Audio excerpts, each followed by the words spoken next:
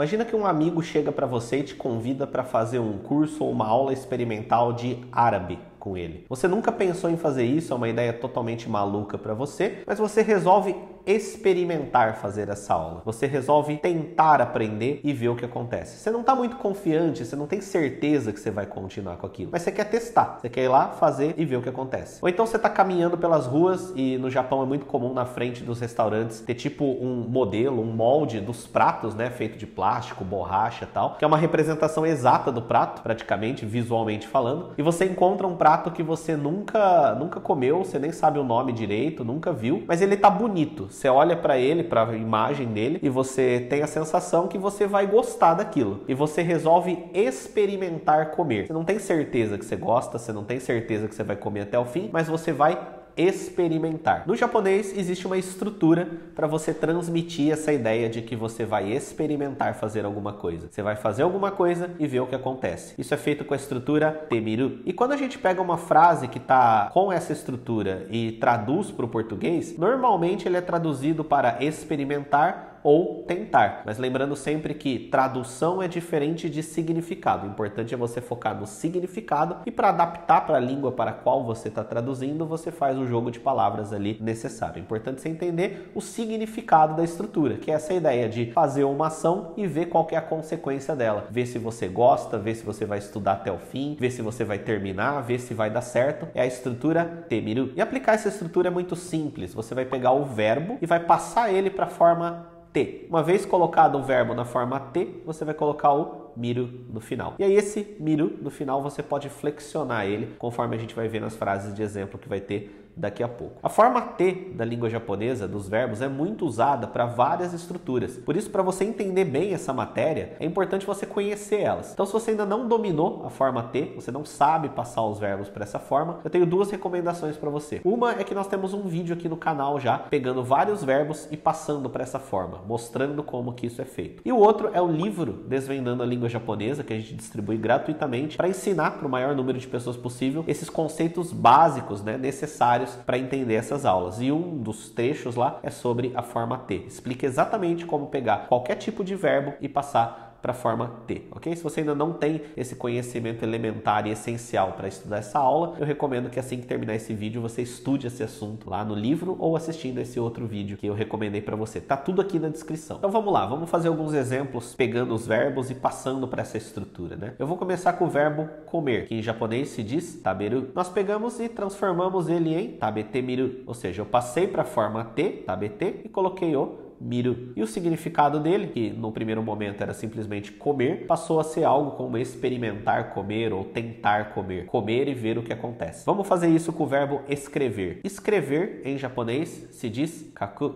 Vamos passar ele para essa estrutura, ele vai ficar kaitemiru. Esse verbo na forma T vira kaite. E aí colocamos o miru no final. Kaitemiru. Vou tentar escrever aquele kanji, né? Mais um exemplo agora com o verbo falar. Em japonês, falar se diz hanasu. Para aplicar essa estrutura, vai ficar hanashitemiru. Então, hanasu, hanashite, hanashitemiru. Experimentar falar, né? Vou experimentar falar isso para aquela pessoa e ver se dá certo. Outro exemplo, o último aqui antes da gente ir para as frases, o verbo convidar, né? Vou experimentar convidar fulano para ir para a festa e ver se ele quer. Em japonês, o verbo convidar se diz sasso. Para passar ele para essa estrutura, vai ficar sasotemiru. Então, sasote é o verbo na forma T, sasotemiru. Experimentar convidar, tentar convidar e ver o que acontece. Vamos ver agora algumas frases de exemplo aplicando essa estrutura. Vamos supor que a carne está parecendo boa e eu vou experimentar comer para ver se ela está boa mesmo, né? Então eu poderia falar Niku ga oishisou tabetemiru. A carne parece gostosa. Niku ga oishi. Oishi significa bom. Oishiso é outra estrutura para dar a ideia que alguma coisa parece, né? Tabetemiru. Vou experimentar comer. Então esse tabetemiru dá a ideia que você vai tentar fazer a ação, vai experimentar a ação e ver se o resultado dela corresponde com as suas expectativas. Caso você queira se comunicar de uma forma mais polida, né, mais formal, é esse miru do final que nós flexionamos. Então nós podemos passar ele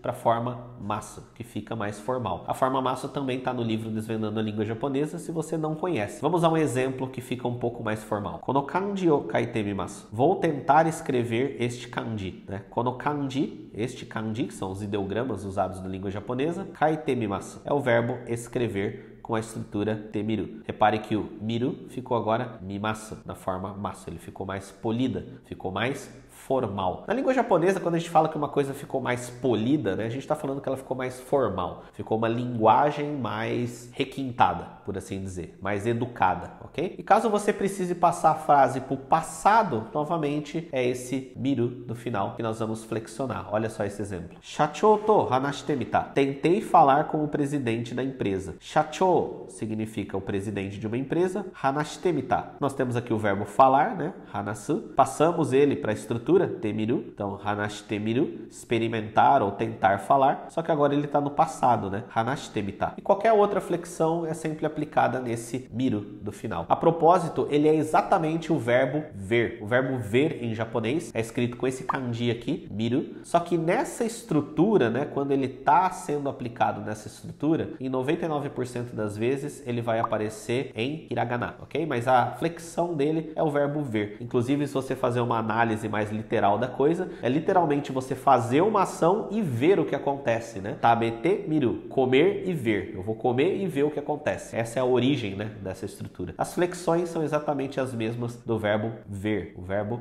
miru. Vamos ver mais algumas frases de exemplo. Fujisan o nobotte mitai desu. Quero experimentar escalar o Monte Fuji. Ó, Fujisan é o Monte Fuji. Nobotte é escalar. Nobotte mitai. Aqui nós temos a forma tai dos verbos, né? Que é quando eu quero fazer alguma ação. Então, nobotte miru, experimentar escalar. Nobotte mitai, eu quero experimentar escalar. Tá vendo como as estruturas elas vão se unindo? As estruturas, as formas verbais, elas vão se unindo para ficar formas de falar mais complexas, né? Ficar mais detalhado o que a gente está falando. Vamos ver mais um exemplo. Muzukashi to omou kedo, arabiya go benkyou shite miru. Eu acho difícil, mas vou tentar estudar o idioma árabe. Aqui nós temos o verbo benkyou suru, que significa estudar. Passamos ele para a estrutura temiru. Mais um exemplo. Nihon no bunka ni tsuite kensaku shite mimashita. Tentei pesquisar sobre cultura japonesa. Então olha só. Nihon no bunka, cultura japonesa. Ni tsuite, a respeito ou sobre, né? Kensaku. Kensaku suru significa pesquisar. E aí ele aplicou a estrutura temiru. Kensaku shite mimashita. Ela tá na forma formal, né? Passou para a forma masu e passou para o passado, trocando o masu por mashita. Então, kensaku shite mimashita. Eu experimentei procurar. Olha mais um exemplo. Yoku kangaete miru to, sore wa zenzen machigatte nai no desu. Aqui nós temos uma expressão, né? Ó. Yoku kangaete miru to, se nós pensarmos bem, é uma expressão, ó. Yoku significa bem, bastante. Kangaeru é o verbo pensar. Kangaete miru, experimentar pensar. Ou seja, parar para pensar. Vou pensar e ver o que acontece. Kangaete miru to, aí temos a estrutura no final, onde coloca a partícula to depois de um verbo para dar condição, né? Causa e consequência. Ou seja, mais uma vez, estruturas unidas para formar uma ideia mais detalhada. E aí ele fala, sore wa zenzen machigatte nai no desu. Isso não está nem um pouco errado. Aí temos mais uma expressão muito usada, né? Yatte miyoka, vamos tentar, né? Quando você fala, vamos tentar fazer alguma coisa. Essa expressão, temos o verbo yaru, que é um verbo que significa fazer, mas com um uso um pouco diferente, até um